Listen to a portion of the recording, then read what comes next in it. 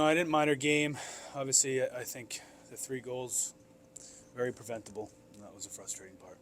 Sam, I mean, with such a young roster and inexperience, I mean, I guess you don't want to say it, but just maybe take your lumps with some of these young guys in the roster. They just have to learn.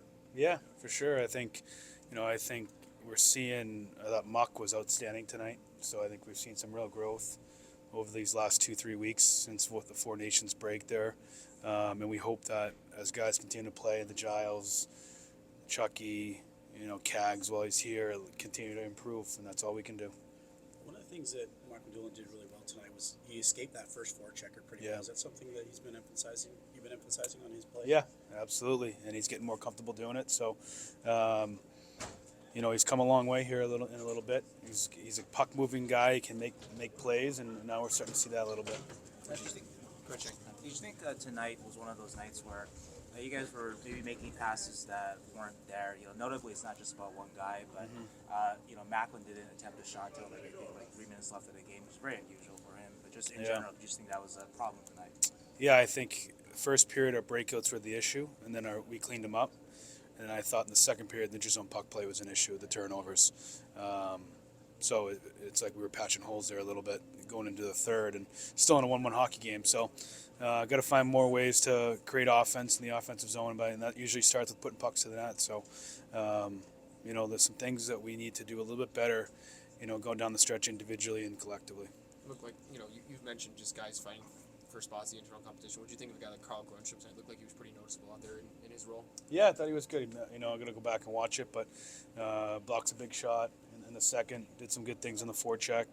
He's a guy that's, playing for his life, so it's good to see. What did you think of the two rookies tonight, Georgie and Luca? I thought Romy was good. I thought Luca the game started slowing down for him in the second and third period. Again, Georgie I thought was solid. I don't know about the third one, but I have to go back and watch if he was screened or not. But I thought Luca obviously helps in a puck moving standpoint, so we'll see. Did you like his defensive work? Obviously, that's kind of like the big issue with him, size. Did you feel like he kind of was able to hang in there and make some plays? He's trying, right? I think it was at Hall down here in the third period.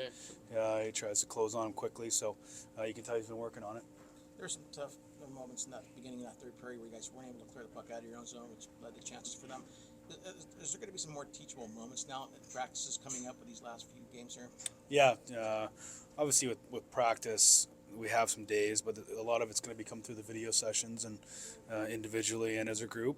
Again, I think we had them for 15 chances against. So that's a pretty damn good hockey team over there, and you do that. I think it was 13 5-on-5. That gives you a good chance to win a hockey game. Usually those start turning into wins. Whether that's this year or not, we can't really say it, but I think in the future, if we can keep teams to 13 chances against, we should be winning those games. And that Carolina forecheck is one of their trademarks. What do your defensemen and forwards need to do just to be better against that in general?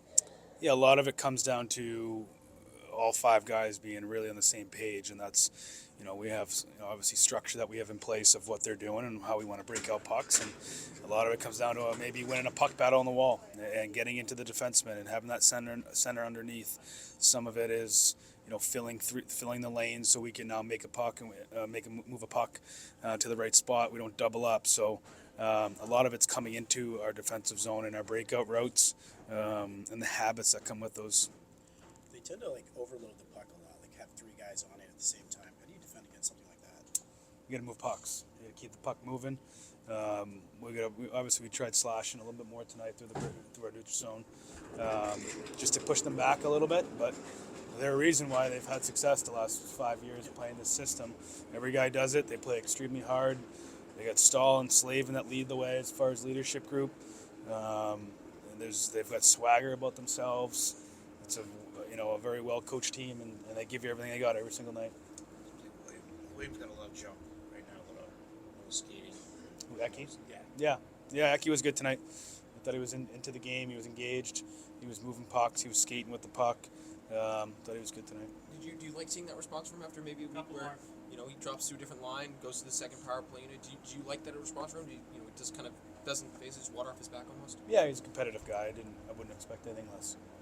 You had a couple of odd man rushes early in the game. What sort of did you expose there as a team? What did you see that you were able to get usually winning a puck battle, on the wall. We have good support underneath it. I think we had good system play through the neutral zone. Our neutral zone forecheck probably turned over a few pucks for them. But yeah, we got some chances, off the odd man, but we just couldn't put one back in the net. Thank you.